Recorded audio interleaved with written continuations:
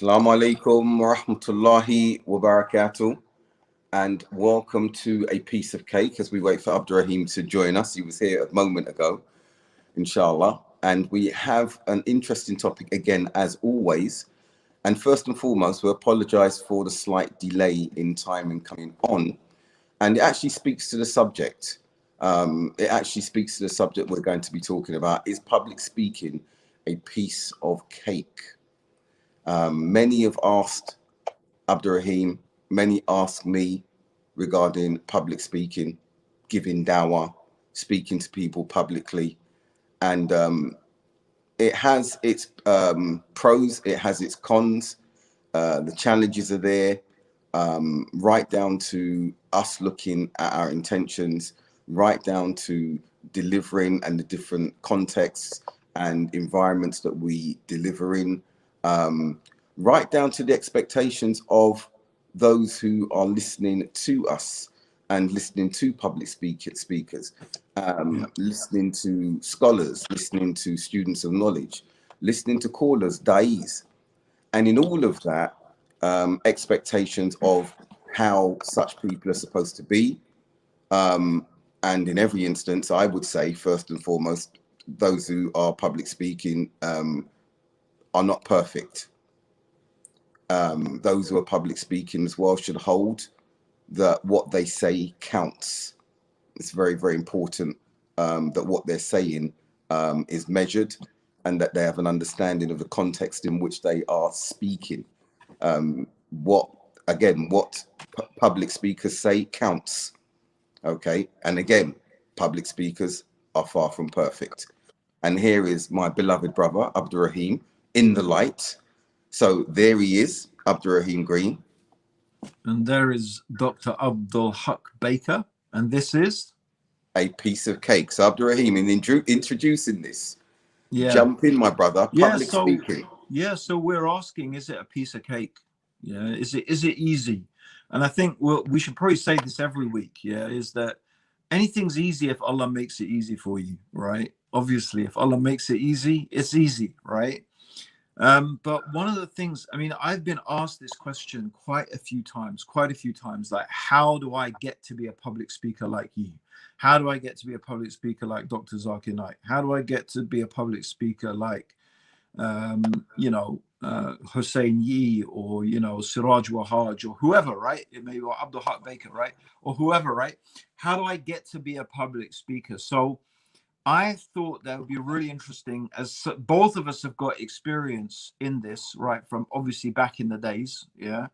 And I think, you bro have you speak publicly in an arena that would, quite frankly, I've only done it a few times and I find it quite intimidating, right? And that is speaking in front of, academics, professionals, business people, right? I definitely found that I've done it a few times and I found that really much more intimidating than, say, for example, going down to Leicester Square or giving a khutbah in Brixton Mosque or like what we're doing now, right? I mean, I've given speeches in front of literally thousands, 40,000 people, I think maybe even more, right? I think Zakir Naik's given talks to 2 million people. I mean, this is live. These are live talks with people in front of you, right? So those are some pretty massive crowds. But it's funny how you can find different things intimidating. But I think I think it's a question worth talking about to those people who are asking that question. How do I become a public speaker? So I think it'd be really interesting for us to go into what are some of the pros and some of the cons, right? What are some of the, the perks of doing it? And I think, we could start maybe just by that famous saying that more people are afraid of public speaking than they are of death. Right? Interesting. This is a well-known statistic, right. People are more afraid of public speaking than they are of death, right? So that's maybe a good point to start on, bro. How did you bro, get beyond that, like that terror of standing up in front of people and possibly making yourself look like an idiot, bro? Because you had a career, didn't you? In like, before you were Muslim, you were in a rap group and you were heading places in the rap scene, weren't you, bro? So that's very public. So how did you get into that? How did you overcome, like, I think everyone has that natural shyness. So where did it come from, bro? Good Is it just question. that Brixton beef? What is it, bro? You know, that's a good point, Abdul. Now, mashallah, I wasn't I was a spokesman for SWS, mashallah, like would represent from a spokesman point of view, from a What's managerial SWS point of view. stand for, bro? It stood SWS. for Southwest Syndicate, and as we became more conscious, strength within strength. And alhamdulillah, the vast majority of us became Muslim, mashallah, tabarakallah. Mashallah. So for us now, it wasn't for those who were rappers, mashallah, because there was a conviction in the message that was there, they were able to rap. I wouldn't say that I wasn't a rapper. As I said, I was a spokesman in that sense there, so representing the group. And that spokesman thing came from a necessity because it was representing the group.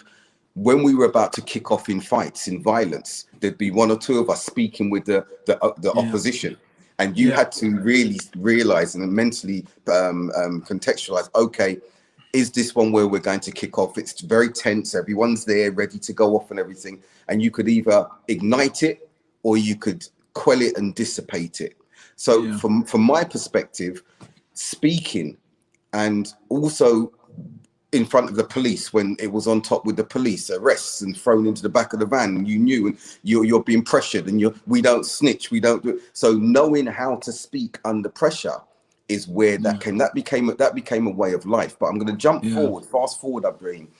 Again, it wasn't. Can I just ask, bro? Like, you know, when you're brought up, when you were being like raised by your family, you know, like in your family environment, or that, you know, dare I say, is there something, you know, is there something in your culture, right? Is there something in the, I don't know how, you know, Afro-Caribbean, no, Guyana and whatever your background African, is, right? African, Caribbean, or Afro-Caribbean. Is there something in that culture that, you know, like people feel more comfortable to speak up, they feel more comfortable to vocalize how they feel about things, right? I'm just thinking about the psychology of why people might find speaking out in public intimidating. How was it in you? How were you brought up as a kid? Did your mum and dad let you express your opinions? You know, how about in your school, stuff like that? Was that something that was there from the beginning? We were allowed to express our opinions. I remember the first thing that I did as a child. Even, as a child, I remember that I was encouraged to take part in some of the school plays. And there was the play. I remember the first thing was being the king, ready to do an assembly. What were you, bro? Othello, yeah? No. I wish. But no, it was about a king and queen, and the king wanted, he was missing an ingredient, milk, and he became very grumpy and everything. And they liked how I expressed myself, and that was in assembly in front of peers, and that was quite nerve-wracking. But it wasn't such. I think for us and our background, there was, with Black people generally, there's a resilience, okay, and that resilience isn't only physical.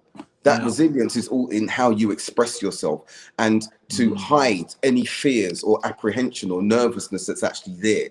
And I grew up like that. You don't show fear in the culture that we come from.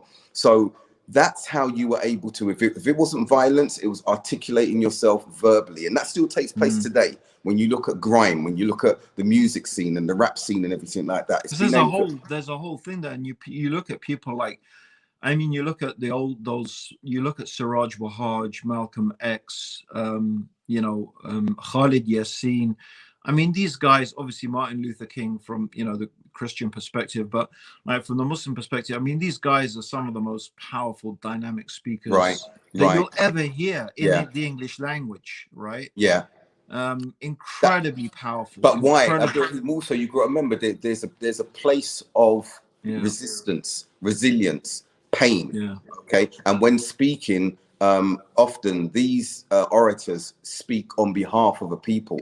They articulate the pain or the passion or the aspirations of a people. And so when you're doing that, knowing that you've got that resonance with these people, knowing that you're feeling what these people are feeling, then you speak. Badri is saying sometimes it's better not to speak. Absolutely right. And you'll see sometimes there are silent marches and protests. But Abdurraheem, I want to give you for me, I didn't go out saying, right, I want to speak and I want it was because of the circumstances being faced. Yeah. And one of the you're saying about the fear, I'll tell you what really hit me after 9/11 and when the shoe bomber event came about, and I Yeah. naively did an interview because I saw they were ready to converge, and they did a silhouette. I said, if you're going to interview me, do a silhouette of my picture, my image. I don't want anyone to know who I am. Very naively, but I didn't Yeah. know that this was going to be the story of the day. And on Boxing Yeah. Day, 26th of December 2001, after the story broke of Richard Reed, the shoe bomber, after the following 9/11. I got phone calls as I was coming to the mosque. Brothers called me and said, you need to get to the mosque. We got the media converging on us. And I'd get there and I'd have a reporter come straight to me and he says, right, you are now speaking live to 25 million people across North America. Then someone else would call me and we've got 150 million people you're going out to live. This is live. And there was no preparation, absolutely no preparation. So again, that was pressure. But what made me be able to speak was the conviction that we are upon the truth, that we are right, and I need to clarify. Okay, I need to clarify what is Islam, what is the Sunnah, and I need to distinguish what it is from extremism. So that fear was there. But coming back, you mentioned something in the beginning. I'm going to pass it back to you. What is a fearful element for you is not necessarily a fearful element for me. You mentioned like Brixton. You were one of the regulars at Brixton, mashallah, and gave fantastic khutbahs. I was a regular at Brixton. But I will say to you that doing the khutbah at Brixton, you've got other du'at and other speakers who said the same thing I said. Standing on the minbar in Brixton has got to be one of the most tense khutbahs ever. Why? Because you know when you're standing there and you've got a South London community, okay, listening to your every word, and you know that that khutbah is going to spread. It will go viral, as we would say back in those days, as you say now. That will go viral with a cassette or whatever the moment you finish that khutbah. If it's something that is happening in the wider community, you could inspire or galvanize a movement of Muslims to enact whatever you're saying in that instance, as has been happening. You know, I delayed the prayer sometimes and we rushed off to an estate to go and represent and defend and fight the police or take over police station foyer. And that for me, my thobe used to be wet even in the heart of winter after doing the khutbah in Brixton Mosque. I mean, funnily enough, I never found giving a khutbah in Brixton Mosque intimidating. I felt I was amongst like friends and brothers. And, absolutely. I don't know. I felt very comfortable there. I mean, funnily enough, like the place I felt terrified always. Now, people may find this shocking, right? Because especially the people who've seen videos of me in Speaker's Corner, but like, bro, it was literally when I went down to Speaker's Corner, I think probably almost every single time I would find a place to park my car, you know, around the back of between Oxford Street and Park Lane. Yeah. Pick up my ladder.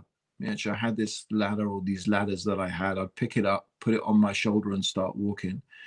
And my heart is beating and it's literally run, like run back to the car. Like it's literally the fight or flight response. You are literally like, you know, and the way I got through it was I would just make this dua, right? I would, you know, the dua that you say, Allahumma ahdani imami nuran wa khalfi nuran واليمين نورا, right? So والشمال نورا وتحدي نورا, yeah. So oh Allah, put light in front of me, put light behind me, put light above me, put light below me, right? And I would always remember that ayah, you know, the truth has come and the falsehood. And as I would get closer and closer to the hub, you know, where everyone was shouting and the noise, and you get there, and it's like it gets more and more scary, you know, and then you see the brothers and it's like, oh, you're here, Abdurraheem. And it's like, no, it doesn't help that much. But then, you know what would happen, bro? I would stand up and I would start that in Alhamdulillah. Again, this was sort of like gets me. So like people, like, I guess like a part of advice for people who are doing public speaking, I think it's good to have some sort of this is the beauty of the khutbah al-haja, right? In alhamdulillah nahmaduhu wa nasta'inuhu wa nastaghfiruhu wa na'udhu billahi min من shururi شرور anfusina wa أنفسنا min من sayyati سيئات a'malina, أعمالنا. right? And you'd start that, and I'd say it in Arabic, right? But no one knows what I'm saying. But I guess for me, like, it worked as a sort of just getting you in the zone. You know, like athletes, when you hear about athletes before they're on a race, yeah, right? They have this routine that they go through, this very strict routine, because it gets their mind in that place. So, but you know, and alhamdulillah, once I was up and speaking, I was in a different zone. I was in a different plane. And I still really don't know how I said the stuff that I said, right? I would come down thinking, how did I say all of that? How did that? I have no idea still. Like, I have no technique, no whatever, you know. I can't, I mean, you know, apart from things, I think that you do need to be prepared. Like, I didn't used to prepare my talks as such in terms of, oh, today I'm going to talk about this and this. But being prepared in terms of knowing the subject matter that you are talking Yes. about, right? And knowing it deeply and intimately, right? And knowing the sorts of stuff, especially in Speaker's Corner, what you're going to be confronted with, right? You know, after a couple of years, it's the same old, same old. Like, very rarely does someone come with something new, right? I remember when Joseph Smith came, that was a shock, right? Jay Smith, because he just came with some stuff like no one had heard before. It was like, what is going on? Yeah. But apart from that, yeah. So, I mean, I definitely found, and I think I always say that, you know, a lot of people think that Speaker's Corner is not a great place for dawah, and I might agree with them, but it is a really, really good training ground for public speaking, because I reckon if you could speak there confidently, you could probably speak just about anywhere. And maybe that's another reason why I didn't used to find like Brixton super intimidating. But it's funny because you saying that, I wouldn't say Brixton was intimidating. What I mean is that you've The got consequence. there are expectations there and their consequences. But for me, you were the one who got me in and invited me to come to Speaker's Corner.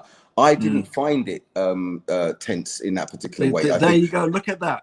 I didn't find it, because I knew when I got up there, for me, just like Leicester Square, I like being in the moment. You know, when you're really calling people, and you know that everything you're saying in the moment there, you maybe you've planned, but you haven't planned for everything.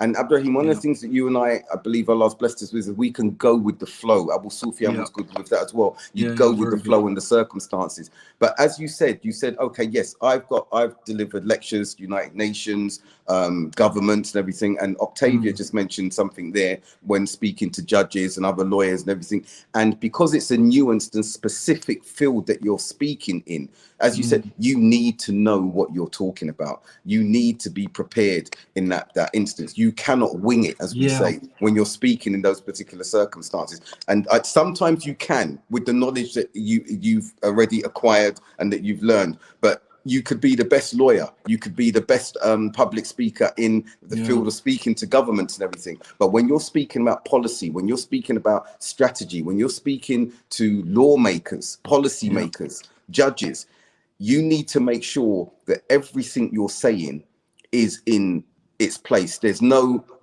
wiggle room, as it were, where you can start adding and fluffing and faffing about or anything like that. That's very, very important in that way. But as you said, the dua in the beginning, the khutbah al-haja, when I would come out of Brixton to speak to the media that was waiting, I would make the dua that was said before the battle between Jalut and David and Goliath, and Rabbana Afrika Layna Sabran wa Thabit Aqdamana Wansona ala al-Qawmi al-Kafirin. I used to come out with that because I thought I need to be able to have some sort of strength. But the dua is very, very important. Now, though, Abdurraheem, okay, people have egos. Okay. That's one thing. But what I find is the speaking and the dawah and the public speaking. So what was that comment, bro? I think you just missed out maybe the most important thing. So you said people have egos. That's one thing. That's what I'm coming to. I'm coming to that. So what I mean by that is when you look at when we were giving the dawah, okay, compared to now, there were egos then. Clearly, there were egos then. but not to the extent that I feel and detect now, where, as we've spoken about it before, where there's that drive for likes, there's that drive for popularity. And why do I say that, Abdurraheem? You and I, we hit the beaten track, and I'm not speaking against social media, but you and me will travel around the country, and we did not know what audience would be waiting for us. Often it was hundreds, as you know. Sometimes it wasn't. Hardly anyone. Hardly anyone. But we would still give the dawah with the same gusto, with the same commitment, if it was half, even less than that, even a handful. I mean, you could argue the same, bro. Like anyone starting out doing a podcast or doing stuff on social media, you know, they may have like no likes at all, bro. They may have almost no one listening to them, you know, 10 people, 20 people, right? So it's the same thing. It's not necessarily everyone on social media has immediately got, you know, 100,000 followers or something like that, bro. So it's still like the struggle is still real, whether you're doing it on social media.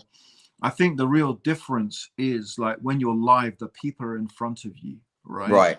Right. And, you know, their reactions are, you know, you're dealing with live people, right? I think, but I don't know, still, I guess on social media, I think even from what I read and talk about people who, you know, are personalities on social media, I mean, they struggle. I know, for example, you know, I know a brother, I won't mention his name, but again, he was very prominent debating atheism on social media, became like really, really well known for it and was very good, extraordinarily good. But he really struggled with the negative comments, right? He especially struggled with because he's a very loving, sort of kind guy, right? So he really struggled with like negative comments. You know, he really struggled with it. He found it really, really draining and emotionally wrecking. But that's not a surprise, Abdurraheem, because we see Allah speaks about this regarding the Prophet sallallahu alaihi wasallam. The way he was castigated, chastised by his own people. This is the Prophet of Allah sallallahu alaihi wasallam. We know that the ulama get this. It's not nice. When I was being slandered, and all sorts of things have been saying after 9/11. I guess we've both been through that as well, haven't we, bro? It's painful. It's painful. And sometimes the crazy thing is, bro, when it's happening, maybe we're talking about the same group of people, but when it's happening at the hands of people who used to call themselves your friends, right? Like these are people you'd expect are your Muslim brothers who would pick up the phone and say, you know, Abdul Haqq, bro, listen, you've been saying this and that, you know, this is not right. You know, this is not correct Islamically or whatever, right? But, you know, when you get to hear about it, it's like, oh, I went to some conference and these guys were saying this and this and this about you, right? It's like, well, what the hell? Why didn't these guys speak to me first before you? Right. You understand? It's some of that's from jealousy as well, Abdurraheem. And it's disguised. But from the personal perspective, right, of how you take it. Do you understand? It's very difficult, bro. Abdurraheem, look, as I said, I was dragged through a hedge backwards after I made a stance. And as I told you, when you've got 25 million people listening to you, 100 million here, and you've not been trained for public speaking. Yeah, and you're speaking from what you say and they twist it. You're speaking from conviction. As you said, I've had individuals come to me 18 years later, and they said, I want to apologize to you. What you said, you were ahead of the curve. We didn't see what you were seeing at the time. And I'm like, well, I didn't know that you were saying this stuff. There were people, those who were once on the extreme path, they would come back to me and say, we didn't believe what we're saying about you, but the only way we could hurt you was using street vernacular it could distract you. For me now, Abdurraheem, I don't really, personally, I look at what I'm trying to do, what I'm trying to convey, and that's what I'm focused upon. So I don't look at the negativity in some of the comments and everything like that. And I know my old background comes back sometimes because I've gone on some of the websites or whatever, and I've written a thing said, if what you're saying is true, please bring it to me. Let's meet privately. Bring 10 people. I'll sit here. Give me your comment. And that's like, I look at Abdul Haqq. He's coming back to his thug days or whatever. As you know, the pen is mightier than the sword. You know, the tongues are sharper than the sword in that instance. So that's right. So that can be painful. But for me, and my advice to others is that if you have a conviction about what you are speaking about and speaking to. You cannot be, and you've got to make sure you're not looking for comments and favor and likes and everything like that. Personally, Abdurraheem, this is me. I'm not Yeah, you're interested. absolutely I'm right, not bro. interested. I I'm mean, not I interested in guess, that. yeah, I guess the first thing that we would always advise people, right, who want to, who feel they want to become, public speakers, or I guess these days the equivalent is YouTubers or influencers or whatever. And I guess we're talking about people who are doing this from an Islamic perspective, right? And I think it's great. I think it's good. I really encourage people to do it. If you've got something like valuable, not just for the sake. I mean, the first thing is don't go down this path just because you think you're going to be famous and people are going to adulate, adore you and love you and like. Yeah. And you've got nothing, right? Your speech is as boring as cricket. As watching cricket or paint dry. It's about the same thing, watching paint dry and watching cricket. Sorry, just staring us. Be careful of cricket supporters here. So no, seriously, but I think the first thing is sincerity. That's where you got to start. You got to spend a lot of time really thinking about, am I doing this for Allah? Am I doing this for the sake of Allah? Or is it because I want to be, I want to be famous. I want to be some personality? Because you imagine that in that path of fame is some route to happiness. And no, like it's a route to responsibility. That's right. Right? It's a route to greater responsibility. And like we've discussed at least one of the downsides, like a few of the downsides. Number one, right, is people are going to hate on you. Are you sure you can take it? That's right. Are you sure you can take the hate?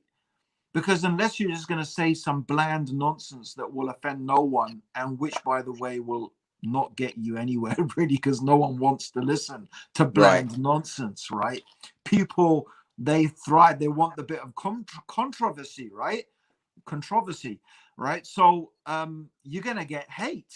You are gonna get hate, right? Even in this podcast and a few of our podcasts, we got some comments, right? So that's the first thing. You're gonna get the hate. Can you take it, right? And then can you take the studying that you need to do, because that's what you need to do. If you're going to speak about something, you need to know the subject. You need to study it. You need to put in the time reading and studying and watching and learning, right? Or else what you just doing? You're just waffling. You're just a waffler. Exactly. Yeah. And so what else? Some What are the other downsides? Some are here for edutainment. What would you think of the other downsides of the Haqq, bro? No, other downsides is that you are now you're not looking at dawah, you're looking at edutainment. Okay. And that's what's happening. You are here, you are an entertainer, and you're using the deen to entertain. Okay. Because every Tom, Dick, and Harry now is in there giving smatterings of what he believes is knowledge, and he's not grounded in that particular knowledge. And we've seen that in social media, we've seen that in lectures. And that's so fine, bro. Like, even you could say our stuff back in the day, rap to reality and stuff like that, bro. It was entertaining. We made it entertaining. No, that's different. No, Abdurraheem. Why is it different? There's different from delivering a lecture that is entertaining. And there's something that's different in entertainment in itself. We have come, okay, and we are entertainers. We were speaking about our lives. We were speaking about what brought us to Islam. We were speaking about factors. So others don't, and we're not, that's different from individuals saying, let me bring some props and use smatterings of Islam to grab people's attention. Those are two totally different things, Abdurraheem. Two totally different things. So my thing now, there's that aspect. I think some of the downside with regards to speaking publicly, okay, is how it can affect you in your private life. You don't, as you know, we got really, really busy in that instance. Also, the expectations of the people. Let's give some examples, bro. Let's talk about that. Because I think that's interesting, right? So, Abdurraheem, what was your personal experience in terms of your time, your private life, being a public speaker? What did it involve, bro? Let people know. Let's give them a taste. Like, I remember you and me, popular, traveling back, coming 1:30, 2 o'clock in the morning, driving through the snow and the rain, and like what?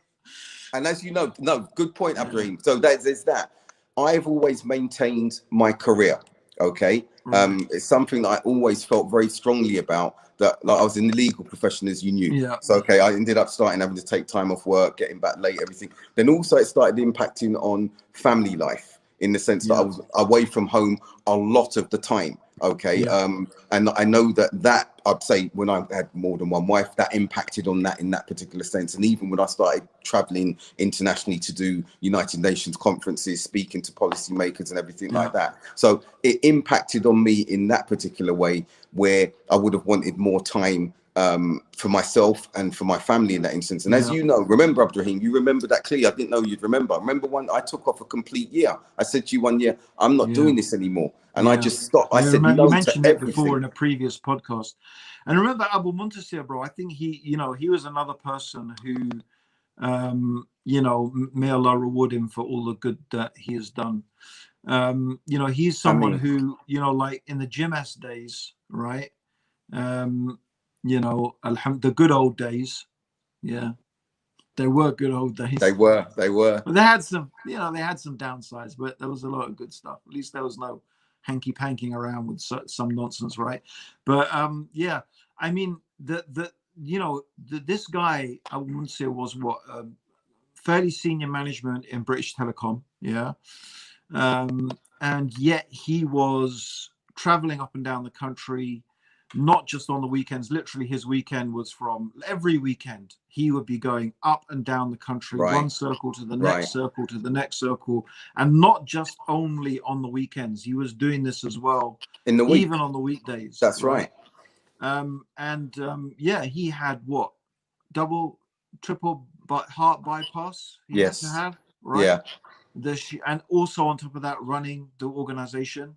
Yeah. I mean, myself, I remember, like, for me, bro, it was like you know, like there were these moments where, alhamdulillah, like working for Al Ansar was a real moment of relief for me. But I remember many of those years that I spent, and I don't regret it, not one single little bit. No. But, you know, my wife probably remembers more than me, right, from the point of view of how tough it was for us financially, right? Because, yeah, I mean, we weren't charging money for it. No. And people might, you know, people might pay for our travel expenses. And I say might, I mean, that's just like, you think that's given, right? It But I wasn't. It remember wasn't a times given. people wouldn't even pay your travel expenses. It wasn't a right? given. You're That's paying right. out of your own pocket. And yeah, and like, if you're doing this like I was, it was like super intense. So I was probably like, but I was not like Abu Munsi or you know, I didn't have like a regular job, right? Except maybe when I was working at Al Ansar, and then, you know, Al Ansar let me do that, you know, do that stuff. So did the London Central Mosque, right? They still let me give my talks and lectures, but otherwise, bro, it was like mini cabbing, painter decorating, trying to sell my videos to make ends meet, right? Sometimes just surviving on the dole, and, you know, like housing benefit. And that, you know, that is survival rations. Even then it was survival rations, right? Right. And so, yeah, I mean, that, you know, to be full time on the circuit, you know, it was really tough. Kudos Tough. to you, Abdurraheem. Mashallah, tabarakallah. You have been on the circuit full time. Allahumma barak. Yeah. And I appreciate that in you. And it takes a sacrifice. And if anyone thought that you were doing it, as I said, for entertainment, okay, you would have stopped a long time ago. So that's what I'm saying. Entertainment is different from being entertaining in the way that you engage with the people, with two totally different things in that instance. So what you're saying is right in that instance. I think that we put in the work, my brother, and I'm not blowing our own trumpet. We put in the work in the 90s. Those of us who were doing the dawah, as you said, Abu Muntazir. When Abu Muntazir, we all used to meet in Circle Abu Alias in East London sometimes, and we networked. We'd come for about 8-9 cars of us, if you remember. We'd stay overnight, and Abu Muntazir said, right, Abdul, you're going up to Middlesbrough. Abdurraheem, you're going in this direction. And we would hit the road after Fajr with the brothers who were with us. Brilliant times, exciting. And we'd be going, the brothers would be driving. We wouldn't even be, we would have planned what talk we want to do for that day. So we'd I'm glad you said that, bro. I just thinking, forget even the traveling, planning and preparing the talks, right? And to be honest, I think this is what, I mean, in some ways benefited me the most from my own personal tarbiyah. Like bro, remember that was planning the talks before Google. There were no search engines, No, right? no. You had to read Sahih Bukhari. You had to read the Quran over and over. You had Yeah, to read yeah, Bukhari and Muslim and Riyadh yeah. al-Salihin. You had to read the books that were coming out, right? We had Dawood Burbank, who was, translating Fatawa here and there. Like, that was some stuff that only we had access to. I think I got some of that stuff still, right? Same here. You Yeah. had the Istikhama, so the studying we had to do was on a different level, right? It was like the only way you could prepare a talk was by sitting down with those books, bro, and making notes. And when And if you speaking, didn't for know something, example, you'd have to phone, one of the exactly, brothers I've to still got find my out what notes, does this mean, Abdurraheem. what is that? Huh? Yeah, I've still got my notes, as you know, and I shared them in Yeah. Chronicles of UK Celibate. But remember, when we were speaking, and some of it's still committed to memory now, when we'd be speaking about, for example, the companions and their worth and being on the Sunnah, and we're quote Surah An-Nisa ayat 115, Surah Al-Baqarah 143, when we're talking about the best nation, and if you don't believe us, that we had all of the references on lockdown, understanding them. Understanding them and trying to implement them ourselves. So as you know, you're right, writing with pen, our khutbas, and we didn't have social mobile phones or anything to read off, or laptops or anything like that. And so getting up there, and the environments that we were in, Abdurraheem, we would land in the areas we were designated, assigned to in the morning. And what really excited me, if there was any excitement, even if there was a handful of them, you could see the expectation in the face of the young individuals, hearing about Quran, the thirst for knowledge. Quran There and was a Sunnah. real thirst Right, for exactly. knowledge. And seeing converts like ourselves, seeing converts, seeing second generation Muslims, seeing us all together. There were drivers with us, those who were driving. There were those who were buying the food. There were those who were just there for the company. And they'd see us all together, and they'd see this solidarity. And that helped with public speaking, Abdurraheem. Okay, this was going back to my back in the day as a non-Muslim, when I moved with my gang, my peeps and everything like that. The rappers had that confidence when we'd get on stage, and our friends were rapping, and you had your posse just there, 15, 20, 30 deep, and they would speak, and that gave them the confidence. Similarly, when you were at region on Speaker's Corner, and you saw your brothers and the rest of the Muslims there nodding in agreement with you, and that gave you that confidence, that support in that particular instance. That was necessary, I think, to really deliver the message. Because if you had a completely hostile crowd, that was difficult. And I want to move one thing to you, Abdurraheem. One of the things that used to be off-putting, and some used to try and do that to wrong foot you as a speaker, us as speakers, and I suppose that happens now. You're speaking and you're saying something, and you've got the crowd engaged, packed, and then somebody gets up, and one of his friends or someone else in the crowd gets up and they walk off. And that's quite distracting at the moment, because you're seeing them wanting to draw attention to the fact that they're walking off.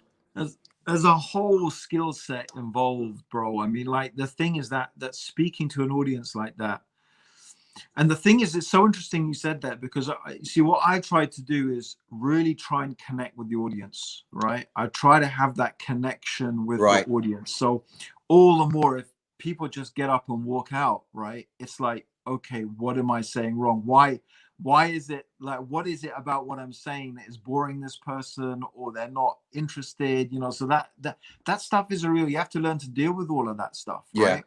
It's almost like you're feeling your audience to see, are these guys still interested? Are they awake? Are they listening?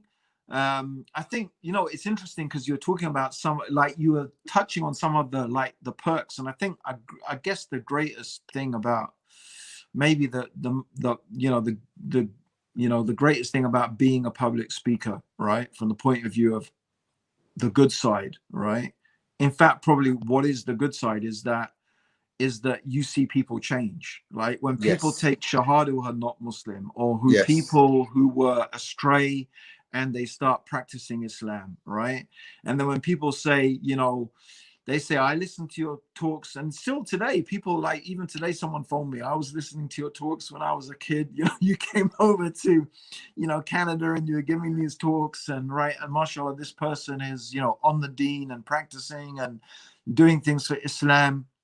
So I think, at the end of the day, I mean, not that you do it for that. You do it because the Haqq is the Haqq, and you've got to tell it whether people like it or not.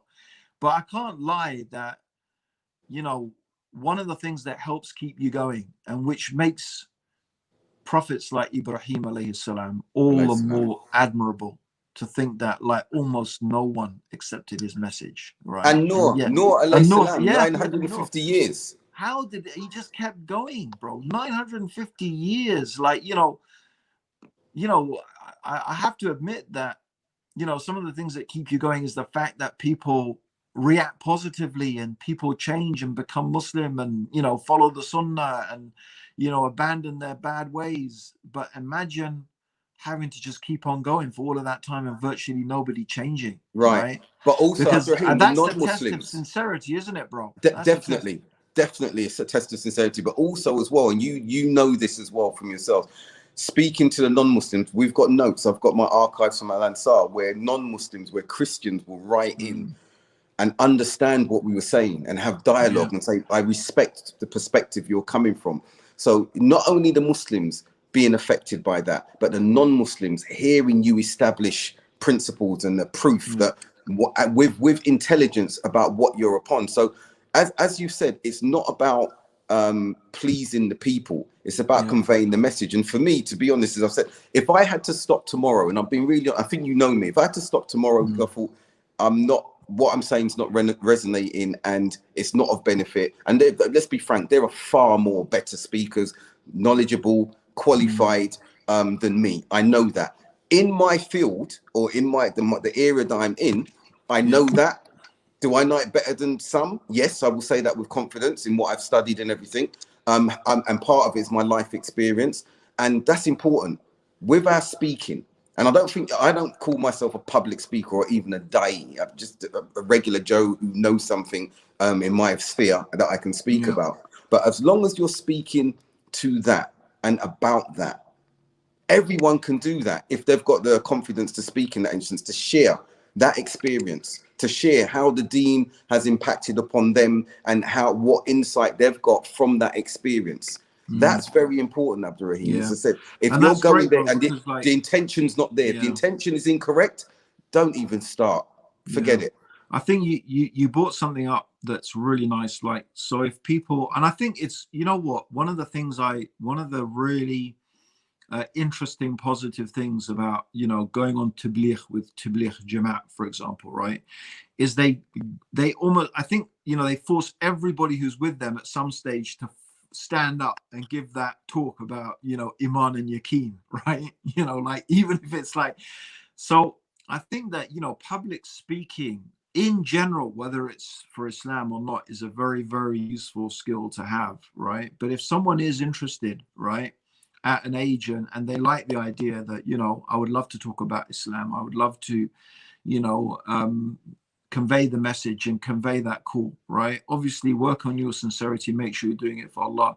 But, you know, one of the ways you start is by, you know, talking to your family, right? Telling stories. I always encourage this. Sit down and tell your kids or your cousins, your brothers and sisters, right?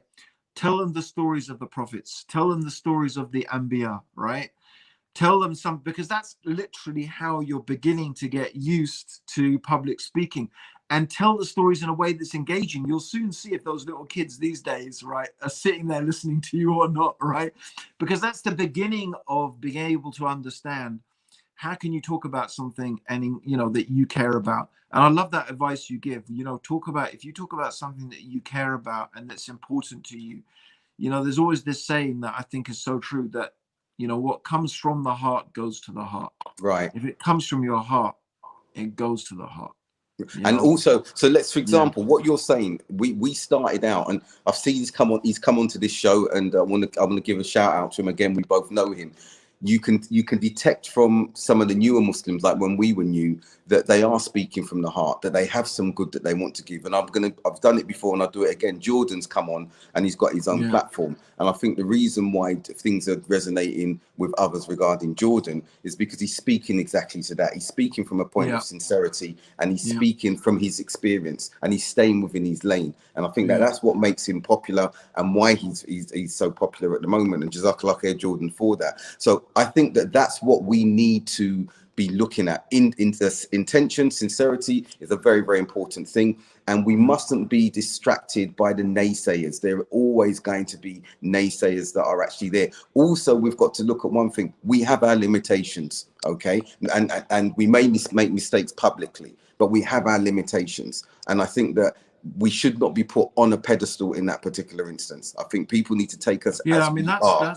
that's a huge topic, bro. And that's a worthy topic of maybe a whole nother discussion, isn't it? The way that people, elevate their scholars and, du'at and imams, and, forgetting that they're human beings and they make mistakes, and then we get so disappointed when we find that they've done some wrong thing or whatever, right? We get over disappointed, and it's almost like people are ready to chuck out the religion because it's like, oh, I thought you were holy people, right? Yeah. And like, it's like, no, not necessarily. Like, Exactly. just because Exactly. someone can speak really well, it doesn't make them necessarily like any holier or any better, No. right, than anyone else, right? No. Not at all, right?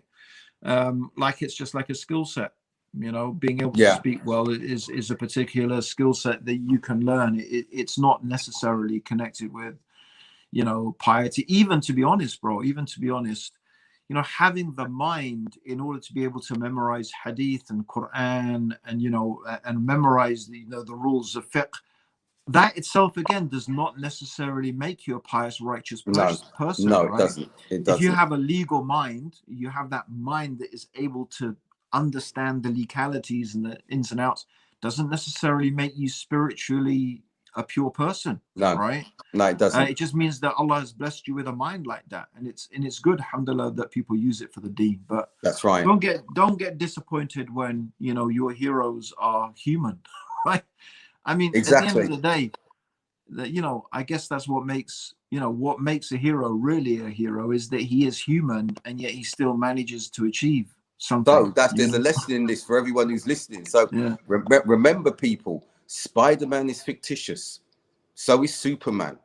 Okay, so the heroes that you are holding up, they're fictitious. But even those guys, what's good about those guys is they have their flaws, right? They have their weaknesses, they have their human side, they make mistakes. It's like, that's part of, I guess that's the real point of that whole superhero stuff is, at the end of it, they're just regular guys, right? They're just fallible human beings like anyone else, like Spider-Man. He says, I just want to be your friendly locals, neighborhood Spider-Man, right? It's like, I don't want to do all of this big stuff, right? Just let me do the community work, man.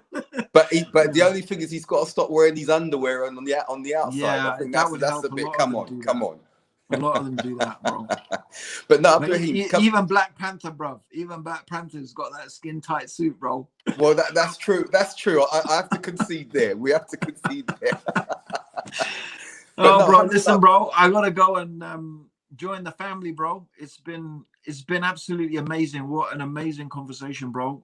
Yes. Inshallah. So what do you think? Is being a public speaker a piece of cake?